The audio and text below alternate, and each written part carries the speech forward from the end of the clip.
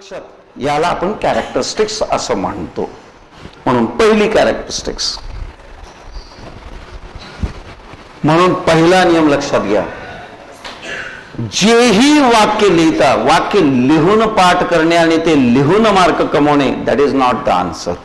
ते वाक्य आहे काय, त्या वाक्याचा अर्थ होतो काय, आणि ते वाक्य इम्प्लिमेंट कसं करायचं ते जर कळत असेल तर त्याला we call it as science. नाहीतर ते आपलं साधं पाठांतरच तयार होऊन जातं, दुसरं काय. नंबर 1 कॅरेक्टरिस्टिक्स मध्ये नंबर 1, पहिली तर व्याख्याच लिहिली ना आपण. व्याख्या म्हणजे पहिली कॅरेक्टरिस्टिक्स. आता या ठिकाणी characteristics, during a series combination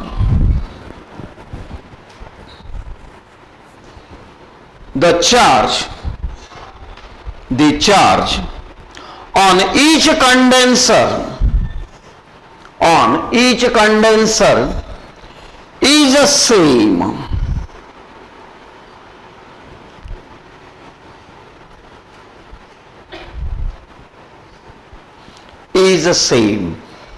हा, प्रूव्ह करता आलं तुम्हाला इथे या सर्किट मध्ये. याच्यावर किती आला 50, याच्यावर किती आला 50, म्हणून सारखा चार्ज आहे म्हणून सिरीज म्हणणार का, नाही. हे तर आहेच आहे. याच्या अक्रॉस व्होल्टेज किती आहे 10 व्होल्ट, याच्या अक्रॉस किती आहे 5 व्होल्ट, दोघांची बेरीज किती आहे 15, हे त्याच्या बरोबर आली का, आली. म्हणून हे कशामध्ये, सिरीज मध्ये. आता आलं लक्षामध्ये. हा, आता त्याच्या पुढची कॅरेक्टरिस्टिक्स काय लिहिणार, तुमच्या सिरीज कॉम्बिनेशन मध्ये. लक्ष द्या, तुमच्या सिरीज कॉम्बिनेशन मध्ये ज्या कॅपॅसिटरचं कॅपॅसिटी जास्त असते त्याच्या अक्रॉसचं पोटेन्शियल हे नेहमीच कमी असतं, अँड वाईस वर्सा. म्हणजे ज्याची कॅपॅसिटी कमी असते त्याच्यावरचं व्होल्टेज जास्त असतं. म्हणून in a series combination higher is the value of capacitance, lower will be the potential across it and vice versa. आता हे लिहायचंय मला. हे काय बाळांनो, CS कोण आहे, इफेक्टिव्ह सिरीज कॉम्बिनेशनचा कॅपॅसिटन्स. 1/CS म्हणजे कोण आहे, रेसिप्रोकल आहे. The reciprocal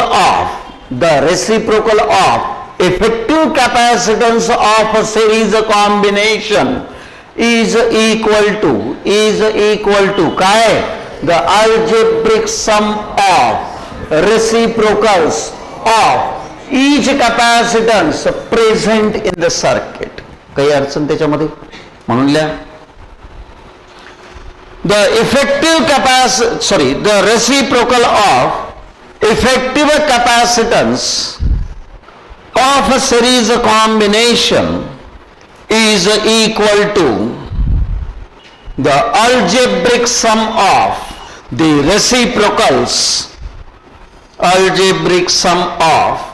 reciprocals of the capacitances present in what, series combination. म्हणून खालच्या ओळीत 1/CS is equal to 1/C1 plus 1/C2 plus ... किती असले तर असले, ओके. या नंबर ऑफ जर घेतले तरी काही प्रॉब्लेम नाहीये. आता लक्ष द्या, इथं एक 5चा आहे, एक 10चा आहे माझ्याकडे. दोघ जण आहेत. दोघं कसे जोडलेत मी, सिरीज मध्ये जोडलेत. मग आता इफेक्टिव्ह काय असेल तर 1/CS इज इक्वल टू 1/5 अधिक 1/10 येईल. यस और नो, बरोबर आहे. याचाच अर्थ या ठिकाणी 1/CS इज इक्वल टू काय, 10 इथे येईल, आणि इथं कोण येईल, 2 + 1 येईल. किंवा यालाच मी म्हणेल 3/10. यस और नो. हे झालं 1/CS ची किंमत 3/10 झाली, म्हणून CS इज इक्वल टू काय असेल, 10/3 किंवा it is 3.33 microfarad. Yes or no? ठीक आहे. आता लक्षात घ्या, 3.33 ही व्हॅल्यू 5 पेक्षा लहान आहे, ती व्हॅल्यू 10 पेक्षा लहान आहे. याचा अर्थ काय होईल बाळांनो? The effective capacitance of the series combination is always कसा असेल? Less than any individual capacitance present in the combination. म्हणजे कॉम्बिनेशन मध्ये कुठलाही इंडिव्हिज्युअल कॅपॅसिटन्स जर घेतला त्याच्यापेक्षा त्याची व्हॅल्यू किती असेल? लहान असेल. ओके. आता गंमत कधी कधी काय होते माहितीये का, 5 आणि 10 वगैरेचे आपण हे अशा गोष्टी काढू शकतो. किती गमतीशीर आहे पहा. एक 5चा आहे, एक 10चा आहे, म्हणजे एक लहान आहे, एक मोठा आहे. ओके. लहानाच्या किती पट मोठा आहे? नक्की किती पट आहे? 2 पट मोठा आहे. Yes or no? Yes or no? त्या पटीमध्ये एक मिसळा, किती झाले? 3. मोठ्याला त्यांना भागाकार करा. काय आलं उत्तर? 10/3. आता तुम्हाला वाटेल की सर तसंही आम्हाला करता येते. हो सर, 10 गुणिले 5 भागिले 10 अधिक 5 केलं तरी आम्हाला कळते. Okay. Then I'll say one capacitance is C, another capacitance is 6C. हे दोघं एकमेकाच्या सिरीज मध्ये आहेत. उत्तर काय असेल? हा याच्या किती पट आहे? 6 पट. 6 मध्ये किती मिसळा? 1. त्यांना काय करा? भागाकार करा. The answer is what? Effective value किती पाहिजे? 6C divided by 7. म्हणजे ज्या ज्या वेळेस सिरीज कॉम्बिनेशन असं असेल तर तोंडी उत्तर कसं काढायचं? तर असं काढायचं. कुठल्याही दोघांचा पॅरलल कसं पटीत आहे का बघायचं पटकन. त्याला n नंबर ऑफ मध्ये जर असेल, n पटीमध्ये जर असेल, n+1 न सरळ डिवाइड करायचा हायर व्हॅल्यूला. दी एंड. आता ह्या सगळ्या गोष्टीचं इम्प्लिमेंटेशन तुम्हाला येत राहणार आहे प्रत्येक वेळेस. 5 आणि 25 आहे. 5 5 25, 5 आणि 1 6, 25 भागिले 6. संपलं उत्तर. तुम्हाला याचा फायदा केव्हा होतो? याचा फायदा त्या ठिकाणी होतो ज्यावेळेस तुम्ही सीईटी मध्ये वर्क करता. तुम्हाला पेन टेकवावं लागत नाही. 2 कंडेन्सर बघितले तुम्ही तोंडी सांगू शकता त्याचा इफेक्टिव्ह सिरीज काय येईल. पॅरल मध्ये तर डायरेक्ट बेरीजच करायची आहे. असं काय करताय? 5 आणि 10चा पॅरल कॅपॅसिटर टाकलं तर माहिती आहे ना तुम्हाला 5 आणि 10 15च होणार आहे. पण अवघड कुठं होतं? रेजिस्टन्सेस इन पॅरल आणि कंडेन्सर इन सिरीज मध्ये ते 1/CS किंवा 1/RS इज इक्वल टू 1 कडे आले की आपल्याला थोडंसं काहीतरी चित्र विचित्र वाटायला चालू होतं. म्हणून सगळ्यात सोपं काय? पट काढा, त्याच्यात एक मिसळा, मोठ्या व्हॅल्यूला त्यानं काय करा? डिवाइड करा. उत्तर आलं. आलं लॉजिक लक्षात? आता हे तर आपल्याला लिहिता येत नाही वहीमध्ये. फक्त ही गोष्ट काय करावी लागेल? तुम्हाला डोक्यात ठेवावी लागेल, किंवा त्या ठिकाणी मला दुसऱ्या पद्धतीनं देता येईल. Write down. If C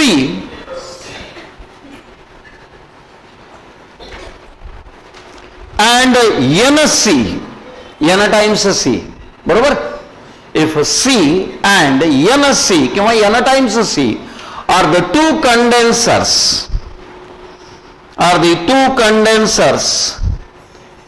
in a series combination,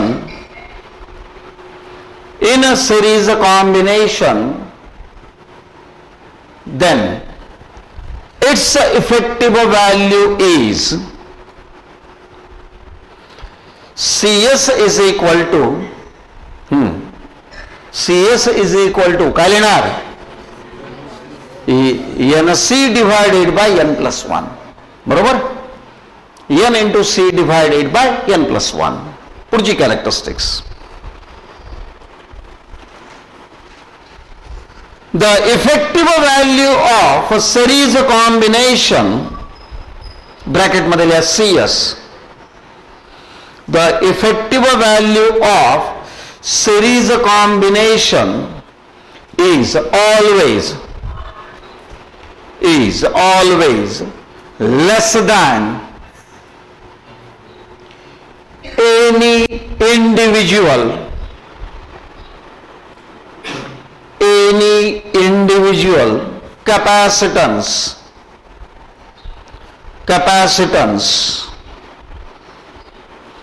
in the combination. लक्ष द्या. आता तुमच्याकडे सर्किट आहे, त्या सर्किटमध्ये तुम्ही 5 मायक्रोफॅरेडचा कॅपॅसिटर लावलाय आणि सर्किट तुमचं वर्किंग करताय. तुम्ही काहीतरी घडलं तुमच्या बरोबर आणि तुमची गरज आता अशी झाली की त्या 5चा नकोय बाबा तिथं, आपल्याला तिथं 2.5चाच पाहिजे. कितीचा पाहिजे? 2.5चाच पाहिजे. तर कंडेन्सरला घेऊन दूध अर्ध तोडणार आहेत का? नाही तोडतायत. त्याला काय करायचं? दुसरा 5चा घ्यायचा आणि त्याच्या सिरीजमध्ये टाकून द्यायचा. एक 5 दुसरा 5, दोघेही 5-5 आहेत. काय झालं? 2.5चा होऊन बसला. म्हणजे याचा अर्थ सर्किट मधलं कॅपॅसिटन्स कमी करण्यासाठी ह्या कॉम्बिनेशनचा काय करता येतो? वापर करता येतो. तुमच्याकडे 10 मायक्रोफॅरेड किंवा 100 मायक्रोफॅरेडचा कॅपॅसिटन्स आहे सर्किटमध्ये आणि तुम्हाला असं वाटलं की याला 50 मायक्रोफॅरेड पर्यंत कॅपॅसिटन्स याचा कमी करायचा. खटकन अजून एक 100 आणायचा आणि सिरीजमध्ये जोडून टाकायचा. संपला विषय. ऑटोमॅटिकली इफेक्ट कितीचा येतो? 50चा येतो. म्हणजे हे कॉम्बिनेशन वापरतात. कशासाठी वापरतात? सिरीज कॉम्बिनेशन केव्हा वापरायचं आणि का वापरायचं? This combination is being used to reduce the effective capacitance of the circuit. त्या सर्किटचा इफेक्टिव्ह कॅपॅसिटन्स कमी करण्यासाठी ह्या कॉम्बिनेशनचा आपण काय करतो? वापर करतो. आलं लक्षामध्ये वाक्य? म्हणून पुढची characteristics. This combination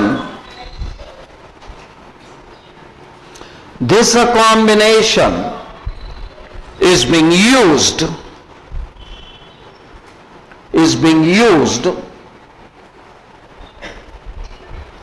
to reduce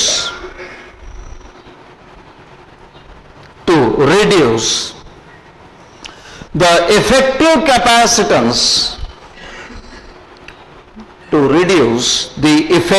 capacitance of the circuit. Effective capacitance of the circuit. लक्ष द्या. माझ्याकडे सी किंवा 5 असे 5 जण आहेत आणि सगळ्याला मी सिरीज मध्ये जोडलं. काय घडेल? इफेक्टिव्ह काय येईल त्याचा?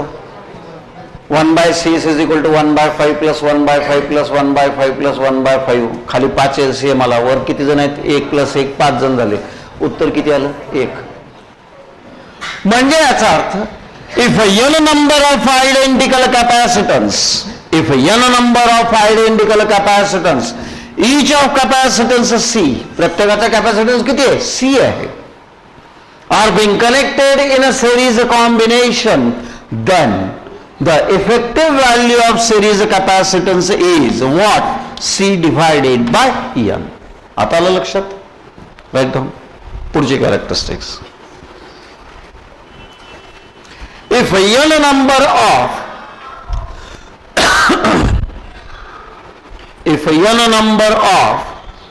identical capacitance,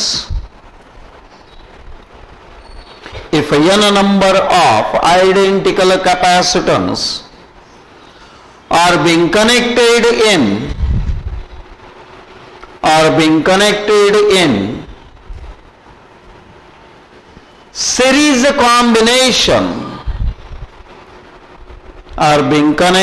in series combination, then the equivalent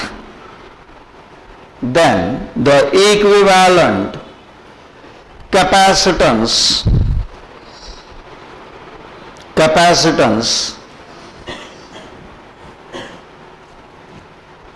of the combination is खालच्या ओळीत CS is equal to C divided by n. चला पुढची मेन हेडिंग लिहा आता. कंडेन्सर्स इन पॅरलल कॉम्बिनेशन.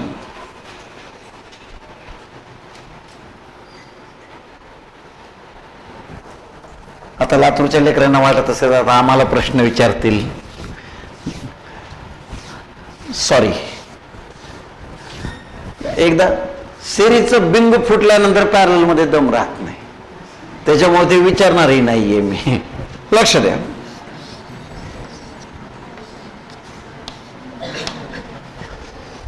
तीन कंडेन्सर्स मी घेतले, C1 C2 अँड C3, आणि या तिघांना मी त्या ठिकाणी कसं केलंय, पॅरलल कॉम्बिनेशन मध्ये जोडलेलं आहे. पॅरलल कॉम्बिनेशनचं बेसिक फंडामेंटल त्या ठिकाणी आहे, पोटेन्शियल रिमेन्स कॉन्स्टंट. आता याची ॲबिलिटी काय, तर चार्ज ओढून घेण्याची आहे किंवा फ्री इलेक्ट्रॉन सोडून घ्यायचे. फ्री इलेक्ट्रॉन्स इथूनही मिळू शकतात, इथूनही मिळू शकतात, इथूनही मिळू शकतात. काही इथून घेईल, काही इथून घेईल, काही इथून घेईल. म्हणजे याच्यातून काहीतरी Q1 घेईल, याच्यातून काहीतरी Q2 घेईल, याच्यातून काहीतरी Q3 घेईल. याच्यातून Q1 घेतल्यामुळे याच्यावर प्लस Q1, याच्यावर प्लस Q2 आणि याच्यावर प्लस Q3 चार्ज तयार होईल. आणि इकडच्या प्लेटवर पॉझिटिव्ह झाल्यामुळे इकडच्या प्लेटवर कुठला तयार होईल, निगेटिव्ह तयार होईल. म्हणजे याचा अर्थ याच्यावर minus Q1, minus Q2 and minus Q3 हा चार्ज तयार होईल. टोटल चार्ज ह्याने जो ओढून घेतलाय तो चार्ज त्या ठिकाणी किती असेल, Q.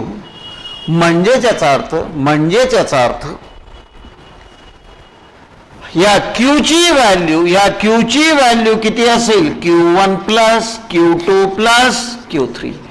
यालाच पॅरलल कॉम्बिनेशनची डेफिनेशन म्हणतात. म्हणजे काय, तुमच्याकडे किती कंडेन्सर आहेत, तुम्ही कसे जोडलेत, काय केलेत, मला काही घेणं नाही.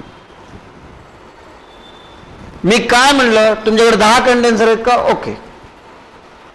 तुमच्या प्रत्येक कंडेन्सर वरचा चार्ज किती आहे बघा. तुम्ही प्रत्येक कंडेन्सर वरचा चार्ज काढला, त्यांची बेरीज घ्या, तुम्ही त्यांचं ऍडिशन करा. तुम्ही त्याचं ऍडिशन तुम्ही केलं, तेवढा चार्ज जर तुमचा सोर्स डिलिव्हर करत असेल म्हणजे आयदर गिव्हिंग ऑर टेकिंग, तेवढा चार्ज तो त्या ठिकाणी डिलिव्हर जर करत असेल तर त्या ठिकाणी ते सगळे कंडेन्सर कशामध्ये म्हणतो आपण, पॅरलल कॉम्बिनेशन मध्ये म्हणतो.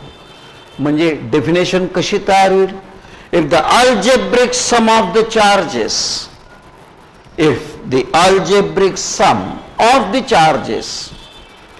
present on each condenser present in the circuit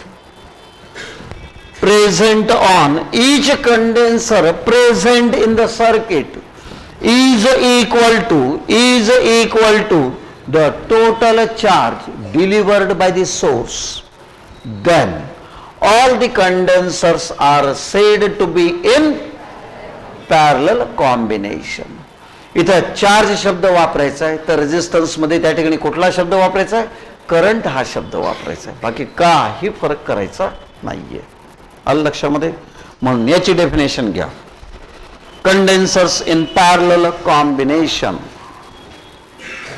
main heading, if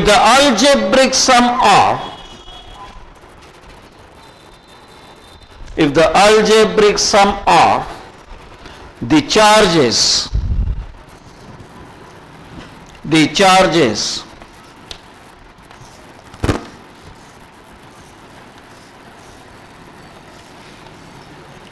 present on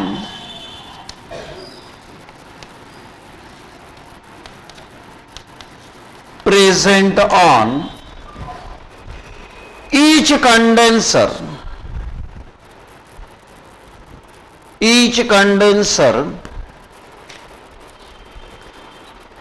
in the circuit,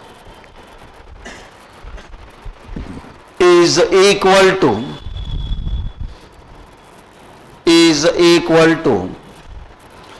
the total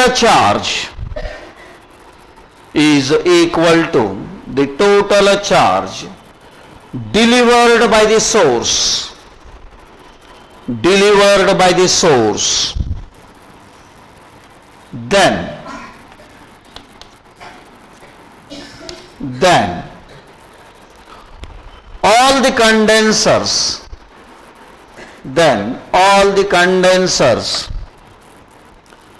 are said to be in what? Parallel combination. आता लक्ष द्यायचं, सगळ्याच्या अक्रॉसचं पोटेन्शियल कसं असेल? सारखं असेल.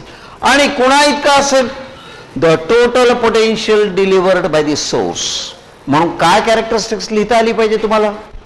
In a parallel combination the potential across all condensers is the same and which is equal to what? The total potential delivered by the source. तर ते पॅरलल मध्ये होतात. आता तुम्ही म्हणाल की सर काहीतरी हे बघा, याला कॉन्ट्रडिक्शन काही काही ठिकाणी कसे तयार होतील, काय होतील, याचा आपण विचारात घेणं गरजेचं आहे. फॉर एन एक्झाम्पल,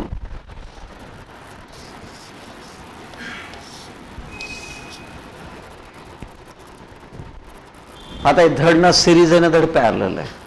ओके, याला सिंपल पॅरलल नेटवर्क आपण म्हणतो. आधी जे काढलं होतं आपण त्याला सिंपल सिरीज नेटवर्क असं म्हणतो. आणि this circuit is called as a complicated network असं म्हणतो, ज्याच्यामध्ये स्ट्रेट अवे सिरीज आणि स्ट्रेट अवे पॅरलल असं नाही म्हणता येत. It is a combination of series and parallel. याच्यामध्ये या ठिकाणी 3 कंडेन्सर तुम्हाला त्या ठिकाणी दिसत आहेत. याच्यामध्ये तुम्हाला किती दिसत आहेत? 3 कंडेन्सर तुम्हाला दिसत आहेत. या प्रत्येकाच्या अक्रॉसचं व्होल्टेज, प्रत्येकावर असणारा चार्ज जर तुम्हाला काढता आला तोंडी, याचाच अर्थ तुम्हाला काय जमलं? नेटवर्क अनालायसिस त्या ठिकाणी जमलं, हा त्याचा अर्थ झाला.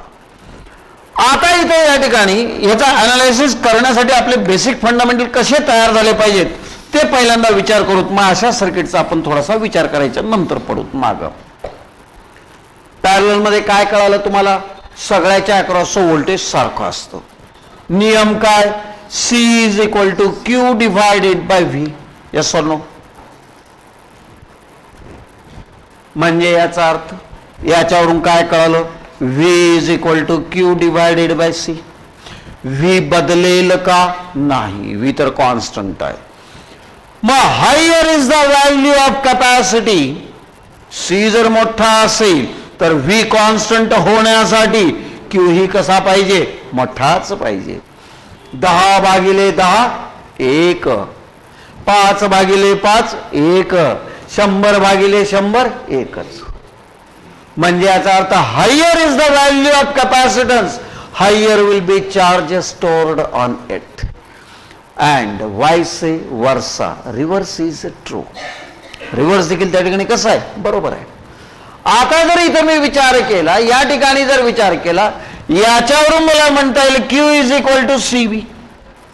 पहिल्यावरचा चार्ज Q1 आहे, म्हणजे याचा अर्थ Q1 ची किंमत काय असेल? Q1 is equal to C1 into V. त्याच्यानंतर Q2 is equal to C2 into V. Q3 is equal to C3 into V. कारण सगळ्यावरचं व्होल्टेज कसं आहे? सेम आहे. या फायनल सर्किट मध्ये काय? Q is equal to CP into V. According to parallel combination, what happens? Q is equal to what? Q1 plus Q2 plus Q3. ही कोण आहे? ही definition आहे. कुणाची डेफिनेशन आहे? पॅरलल कॉम्बिनेशनची. मग Q ची किंमत Q1 plus Q2 plus Q3 असेल तर CPV is equal to C1V plus C2V plus C3V. म्हणजे याचा अर्थ CP इज इक्वल टू काय येईल? C1 plus C2 plus C3. काय अडचण? पॅरलल मध्ये याचा अर्थ काय होते? डायरेक्टली व्हॅल्यूची बेरीज होते.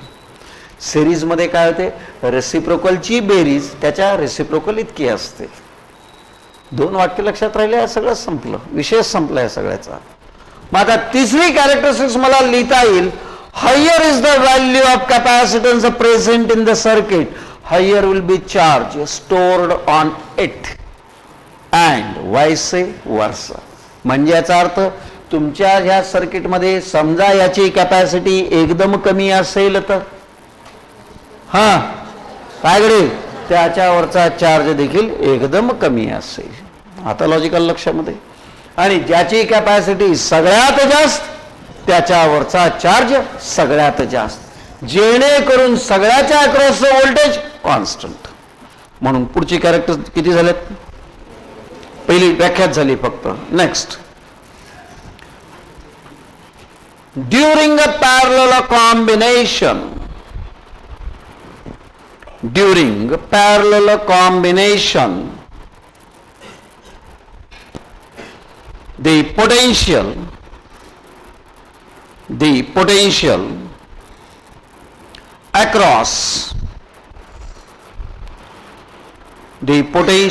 across each condenser is the same. Each condenser is the same. त्याच्यानंतर higher is the value of capacitance, higher is the value of capacitance present in the combination, higher is the value of capacitance present in parallel combination म्हणा, present in parallel combination, comma, higher will be the charge, higher will be the charge stored on it, higher will be the charge stored on it, and काय लिहिणार, vice versa, reverse is true.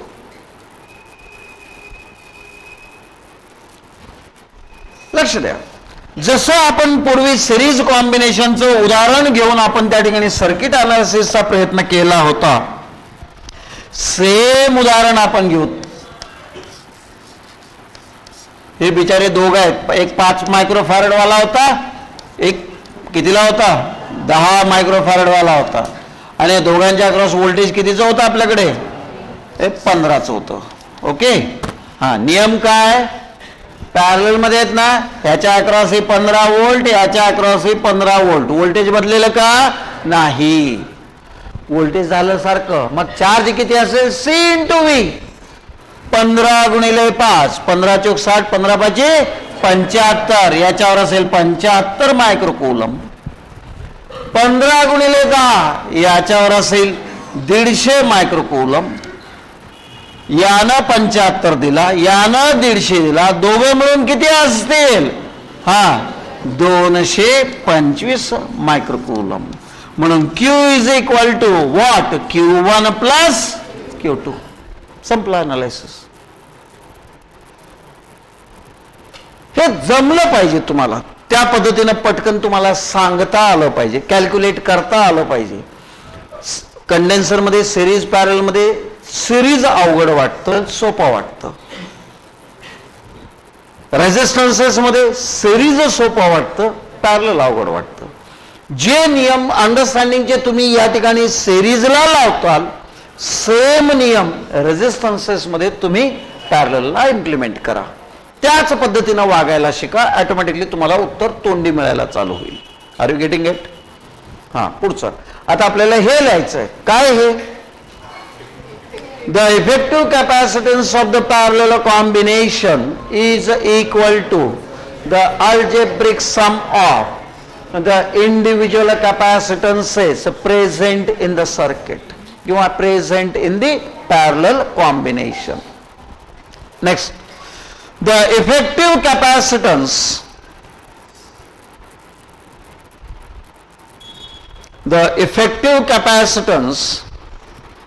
of the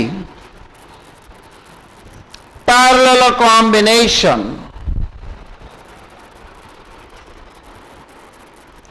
the effective capacitance of the parallel combination is equal to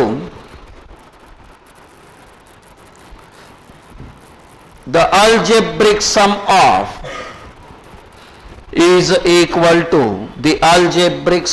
of individual capacitances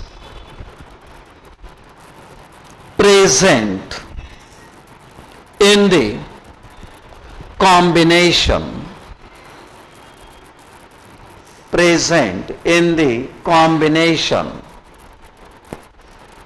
म्हणून खालच्या ओळीत CP is equal to,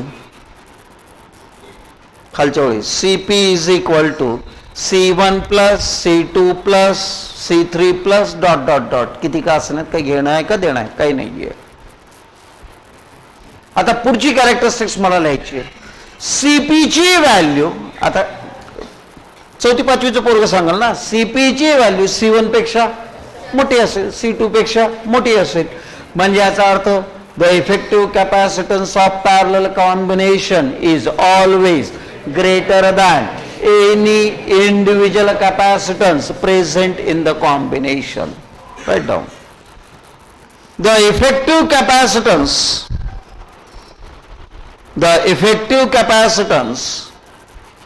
of the parallel combination, the effective capacitance of the parallel combination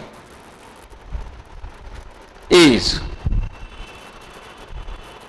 always greater than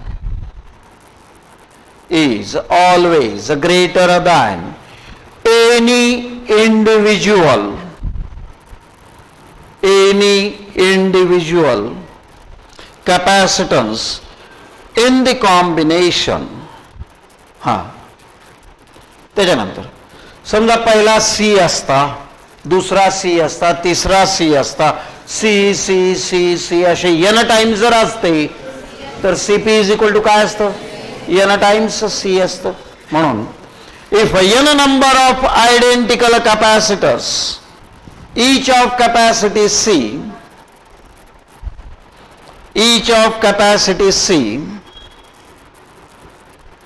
are being connected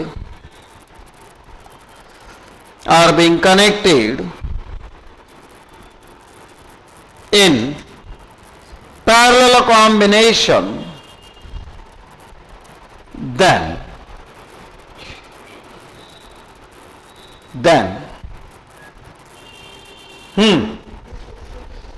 CP is equal to n times C.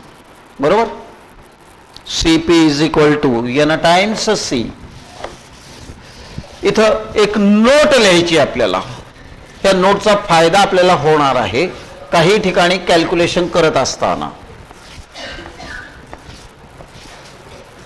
लक्ष द्या. आता note मला काय लिहायची समजून घ्या.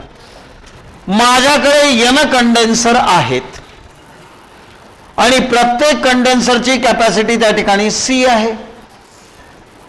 असं जर असेल तर CP ची व्हॅल्यू काय असेल बाळांनो, n इंटू C असेल. आणि CS ची व्हॅल्यू काय असेल बाळांनो, C डिवायडेड बाय n असेल. याला म्हणलं मी इक्वेशन 1, याला म्हणलं मी इक्वेशन 2. त्या इक्वेशन 1 वरून मी या ठिकाणी असं म्हणतो C is equal to CP divided by n. Yes or no.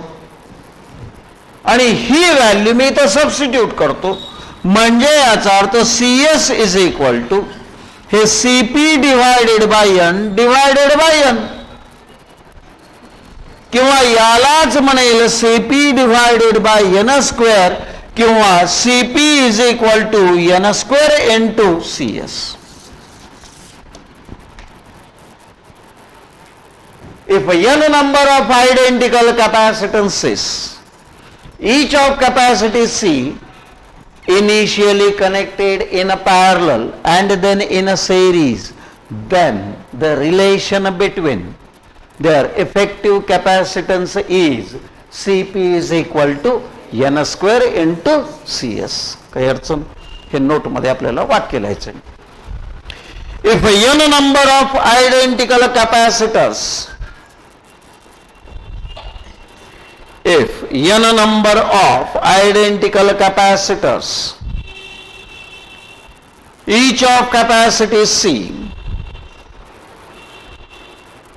each of capacity C are being connected initially in a parallel,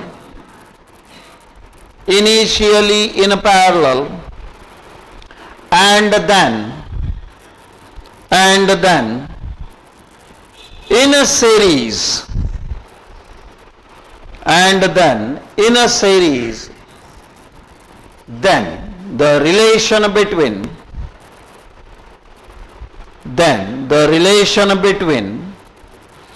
their effective value is okay. एक सर्किट घेतलं आणि त्या ठिकाणी याला ए पॉइंट म्हणलं आणि याला बी पॉइंट म्हणलं. तुमच्या ज्या अडचणी असतात त्या अडचणी पहिल्यांदा समजून घ्या. ए आणि बी मध्ये काही ना काही कंडेन्सर्स असतील, रेजिस्टन्सेस असतील, जे काय असेल ते असतील. तिथं ते सिरीज मध्ये आहेत किंवा पॅरलल मध्ये आहेत. कसं ओळखायचं? तर एक काम करायचं, ज्या दोन टोकामध्ये तुम्हाला हुडकायचं आहे, एका टोकातून पाणी सोडायचं आणि दुसऱ्या टोकातून पाणी बाहेर काढायचं. म्हणजे ए मधून, ए आणि बी मधलं करायचं ना, ए मधून पाणी ढकलून द्यायचं आणि बी मधून बाहेर काढायचं. ओके. हे पाणी जात असताना जर दिलेल्या दोन कॉम्पोनंट, तीन कॉम्पोनंट किंवा किती कॉम्पोनंट असो, त्यातून सारखंच पाणी जर जात असेल तर त्या बिचाऱ्यांना सिरीज म्हणायचं. ते तर आपल्याला माहितीच आहे. आणि जर ते पाणी तुटत असेल, परत मिसळत असेल, तुटत असेल, परत मिसळत असेल, तर त्याला पॅरलल म्हणायचं. तुटलं पाहिजे आणि पटकन मिसळलं पाहिजे, जास्त वेळ लावायचा नाही. बघा, पाणी सोडलं, आलं पाणी, इथं आलं, असं आलं, हे इथं गेलं, काय झालं? तुटलं. काही पाणी इकडून निघून गेलं, काही पाणी इकडून निघून गेलं, परत मिसळलं. हे दोघं कसे आहेत? पॅरलल. आता आलं लक्षात? हे दोघं आहेत पॅरलल. मग या दोघांचा एक आला, एकच झाला इथं. आता परत पाणी सोडलं, हे याच्यातून गेलं, हे याच्यातून गेलं, दोघातून सारखंच गेलं. मग हे दोघं सिरीज मध्ये. आता हे सहज साधे काढलेत म्हणून तुम्हाला सोपं वाटतंय, पण वाकडं तिकडं, उलटं सुलटं काही जरी धरलं तरी सांगता आलं पाहिजे आपल्याला. आता मी या ठिकाणी परत एक उदाहरण घेतोय. इथं परत तुमच्या नशिबाला 15 व्होल्ट आणतो. ठीक आहे. हा 10 मायक्रोफॅरेडचा आहे.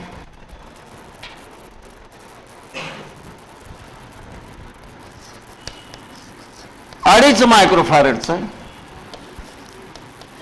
हा 2.5 मायक्रोफॅरेडचा.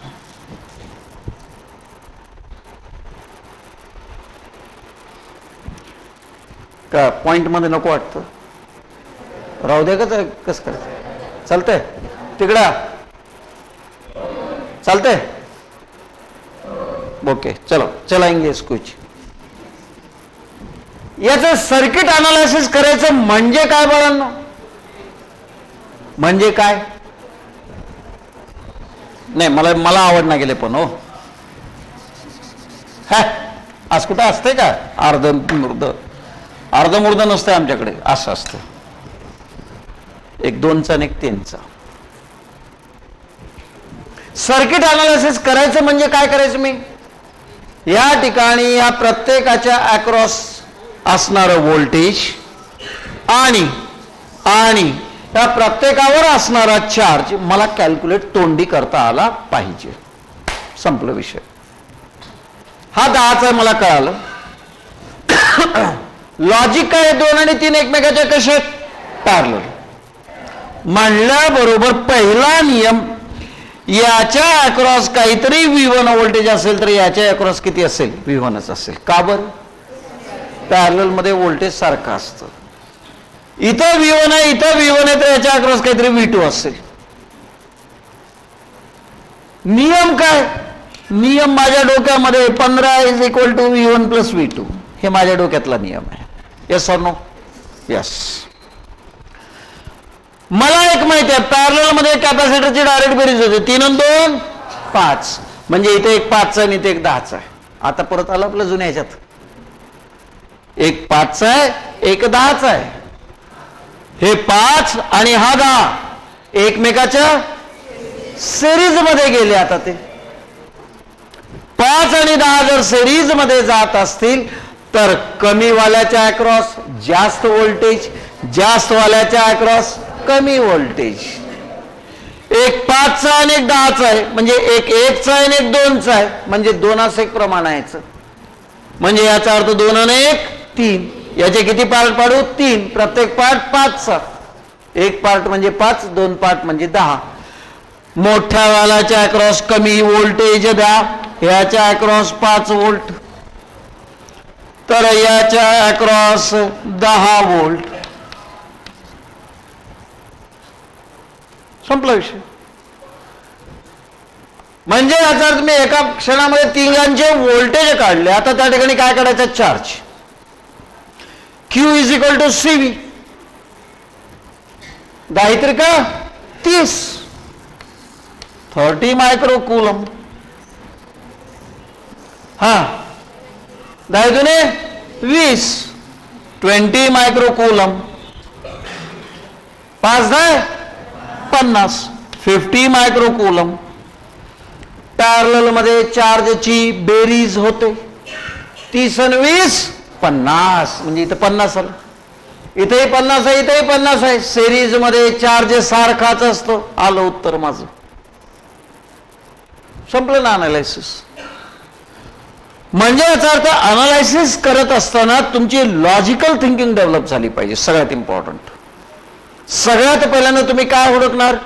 कोण कुणाच्या सिरीज मध्ये आणि कोण कुणाच्या पॅरलल मध्ये. जे पॅरलल मध्ये दिसायला चालू होतील त्यांच्या अक्रॉस व्होल्टेज सारखं लिहून टाकलं, आणि ते कुणाच्या सिरीज मध्ये आहेत, पटीमध्ये आहेत का, कशा पटीमध्ये आहेत, त्या हिशोबानं व्होल्टेज तोडलं. आणि व्होल्टेज तोडून काय केलं? कमी वाल्याला जास्त व्होल्टेज दिलं, जास्त वाल्याला कमी व्होल्टेज दिलं. संपला विषय. त्याच्यानंतर चार्ज कसा काढला? दिलेलं व्होल्टेज गुणिले कॅपॅसिटन्स, काही घेणं नाही देणं नाही. चेक काय केलं? पॅरलल मध्ये चार्जची बेरीज बरोबर येऊ लागली आहे का, आणि ती बेरीज सिरीज मध्ये सारखी राहू लागली आहे का? जर असेल आपलं उत्तर करेक्ट आहे. विषय संपला. काही कुठलं चेक करायची गरज नाही, कुठलं अनालायसिस करायची गरज नाही, किंवा काहीच करायची गरज नाही. तोंडी तुम्हाला उत्तरं लिहिता आली पाहिजेत. दिस इज द वे. आता आपण ह्याच्यापेक्षा जास्त कॉम्प्लिकेटेड नेटवर्क पाहणार आहोत. याच्यापेक्षा जास्त कॉम्प्लिकेटेड नेटवर्क येत असताना त्याची वे ऑफ थिंकिंग कशी असते, काय असते, हा देखील पार्ट आपण त्या ठिकाणी पाहणार आहोत. तर आज आपण काय करू? इथे थांबूत. आता आपलं राहिलं लास्ट युनिट राहिलं, दॅट इज डायइलेक्ट्रिक्स, पोलरायझेशन.